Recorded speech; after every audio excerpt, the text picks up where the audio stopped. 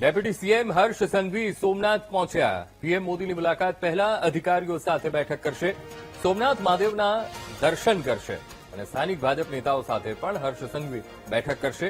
10 જાન્યુઆરીએ પીએમ મોદી સોમનાથની મુલાકાત લેવાના છે અને તેને લઈને તૈયારીઓનું નિરીક્ષણ કરવા માટે તેઓ પહોંચ્યા છે। અમે આપને આ દ્રશ્ય બતાવી રહ્યા છીએ સોમનાથની મુલાકાતે હર્ષ સંઘવી।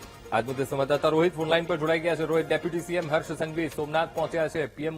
પીએમ મોદીની મુલાકાત એ પહેલા અધિકારીઓ સાથે બેઠક। રોહિત, ચોક્કસથી ખાસ તો જે હર્ષભાઈ સંઘવી છે તે સોમનાથ ખાતે પહોંચી ચૂક્યા છે અને ખાસ તો સોમનાથ મંદિર અને તેના આસપાસના વિસ્તારની મુલાકાત કરશે। તેની સાથોસાથ જે અધિકારીઓ છે તેની સાથે પણ બેઠક કરશે। જે 10 અને 11 તારીખે જે પ્રધાનમંત્રી નરેન્દ્ર મોદી ખાસ તો સોમનાથ આવવાના છે અને રાત્રિ રોકાણ કરવાના છે તેને લઈને ખાસ તો અધિકારીઓ સાથે ચર્ચા વિચારણા પણ કરશે અને ભાજપના જે સ્થાનિક નેતાઓ છે તેની સાથે પણ બેઠક કરશે। ત્યારે હર્ષભાઈ સંઘવી છે તે અત્યારે હાલ સોમનાથ છે તે પહોંચી ચૂક્યા છે અને થોડીક ક્ષણોમાં સોમનાથ મહાદેવના દર્શન પણ કરશે।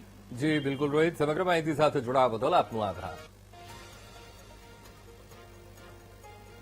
તો પ્રભાસ પાટણમાં આવેલા પ્રથમ જ્યોતિર્લિંગ સોમનાથ મંદિર પર પહેલા આક્રમણના 1000 વર્ષ પૂરા થવાના છે અને તેની વચ્ચે પ્રધાનમંત્રી મોદીએ આક્રાંતાઓ દ્વારા સોમનાથ મંદિરના વારંવાર વિધ્વંસ અને તેના પુનર્નિર્માણની કહાની પર ભાવુક બ્લોગ લખ્યો છે। ભારતના ગુજરાતમાં આવેલા સોમનાથ મંદિરને પહેલીવાર 1026માં મહમૂદ ગજનીના હાથે વિધ્વંસનો સામનો કરવો પડ્યો અને જેમાં પવિત્ર જ્યોતિર્લિંગને ખંડિત કરી દેવામાં આવ્યું હતું। તેના પછી અનેક વખત હિન્દુ આસ્થાના પ્રાચીન કેન્દ્ર પર હુમલા કરવામાં આવ્યા, પરંતુ દરેક વિધ્વંસ પછી મંદિરના પુનર્નિર્માણના પ્રયાસ કરવામાં આવ્યા। ભારતની સ્વતંત્રતા પછી સરદાર વલ્લભભાઈ પટેલની પહેલ પર તેનું આધુનિક સ્વરૂપ નિર્માણ થયું। સોમનાથ આ શબ્દ સાંભળતા જ આપણા મન અને હૃદયમાં ગર્વ અને આસ્થાની ભાવના ભરાઈ જાય છે। ભારતના પશ્ચિમી કિનારા પર આવેલ સોમનાથ ભારતની આત્માનું શાશ્વત પ્રસ્તુતિકરણ છે। આ પવિત્ર ધામની સભ્યતાગત અને આધ્યાત્મિક મહત્તાનું પ્રતીક છે। સોમનાથ પર હુમલા અને ગુલામીના લાંબા કાલખંડ છતાં આજે સોમનાથની કહાની 1000 વર્ષથી ચાલતી ભારત માતાના કરોડો સંતાનોના સ્વાભિમાનની ગાથા છે। चूंकि इस देश की अस्मिता के साथ एक बहुत घिनौना मजाक किया गया। मैं घिनौना मजाक शब्द इसलिए कहता हूं, हमारी जनरेशन के आप सब लोगों ने पढ़ा होगा, इतिहास में पढ़ाया जाता है कि साहब जो कुछ मोहम्मद गजनी ने किया सोमनाथ पे, वो तो केवल पैसा लूटने के लिए किया था। उसका कोई धार्मिक भावना से लेना देना नहीं था। और इतना ही नहीं, और इसका स्रोत कहां से आता है? पंडित जवाहरलाल नेहरू की डिस्कवरी ऑफ इंडिया। जो मूल एडिशन 1948 में छपा है उसमें 161 और बाद के एडिशन में 240 के आसपास आ जाता है, तो पेज नंबर वेरी कर सकता है, पर आप जाकर चेक कर सकते हैं। वो कहते हैं Mahmud was far more a warrior than a man of faith. Like many other conquerors he used to exploit the name of religion for its conquest. India was to him just a place from which he could earn the treasures and material. यानी वो कोई धार्मिक उन्मादी नहीं था, वो तो पैसा कमाने के लिए आया था और उसके लिए भारत में आकर सिर्फ पैसा प्राप्त करना ही उसका उद्देश्य था। इसलिए इसी के लिए श्रद्धेय अटल बिहारी वाजपेयी जी ने पूछा था, आज सोमनाथ जो दिखाई पड़ रहा है, माननीय प्रधानमंत्री जी ने जिन भाव की अभिव्यक्ति की है, वो दर्शाता है कि भारतीय संस्कृति की वो जीवनी शक्ति थी, वो संघर्ष शक्ति थी, जिसने दुनिया के सबसे बर्बर आक्रमणों को भी झेल कर अपने को बचा के रखा। जिसके लिए अटल जी ने लिखा था कि दुनिया का इतिहास पूछता रोम कहां, यूनान कहां है, घर घर में शुभ अग्नि जगाता वो उन्नत ईरान कहां है, दीप बुझे पश्चिमी जगत के छाया जब बर्बर अंधियारा, तभी चीर कर तम की छाती चमका हिंदुस्तान हमारा। और जो चमक थी उसकी अभिव्यक्ति सोमनाथ के प्रथम ज्योतिर्लिंग में दिखाई पड़ती थी।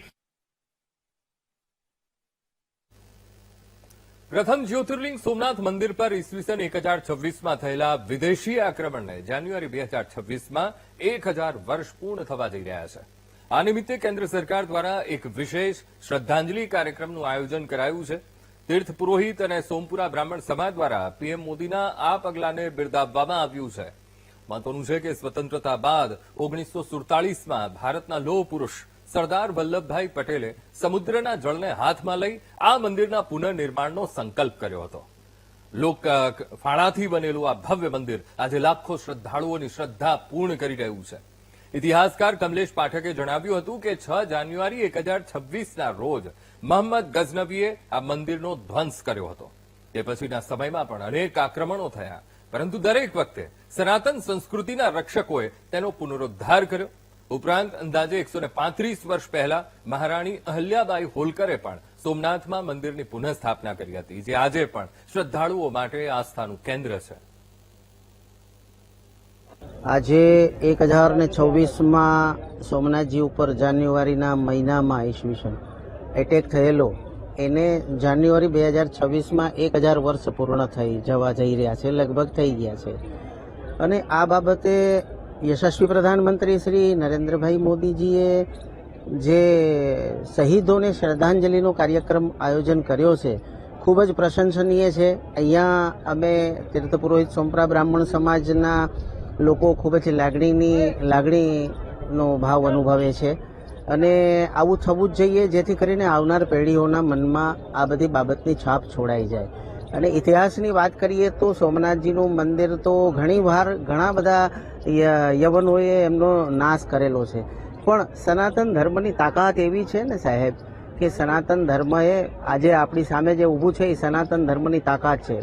આપણા પૂર્વજો સોમનાથની મંદિરની રક્ષા માટે આવ્યા. એમાં બ્રાહ્મણ, ક્ષત્રિય, વૈશ્ય, શુદ્ર દરેક વર્ણના લોકોએ પોતાના પ્રાણોની આહુતિ આ મંદિરના બચાવ માટે આપી છે.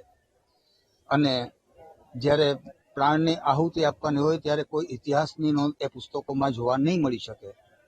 જાન્યુઆરી 6, 1026ના દિવસે મોહમ્મદ ગઝનીએ આ મંદિરનો ધ્વંસ કરેલો. એ પછી પણ અલગ અલગ સમયે અલગ અલગ શાસકોએ, મૂળરાજસિંહ ચાવડા, ભીમદેવ સોલંકી એવા અનેક વંશના અલગ અલગ રાજ્યના સ્થાપકોએ, રાજાઓએ આ મંદિરનો પુનરુદ્ધાર કર્યો છે.